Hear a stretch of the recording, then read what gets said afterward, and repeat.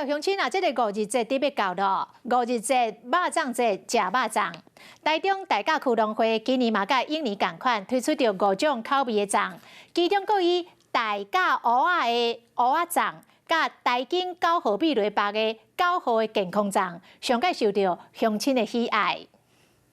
5日节特别到，民众拢想要食一粒肉粽。那大甲区农会即摆嘛同款推出5款肉粽来配。因为芋头的香味啊，香气会走出来，你即马甲吹了，伊就是会走出来安尼。啊，因他们就是炒得很香这样。农会讲，今年受到欠水影响，粽盒啊、菜脯等材料拢起价，另外亲像两钱、猪肉嘛拢了起价。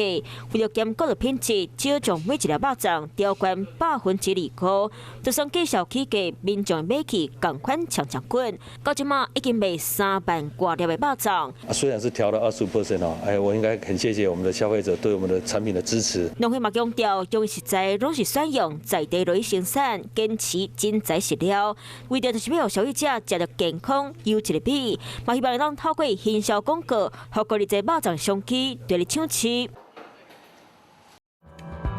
Hello， 我是叶明。想要看到更多更及时的新闻内容，请订阅华视新闻的 YouTube 频道，并且按赞、开启小铃铛。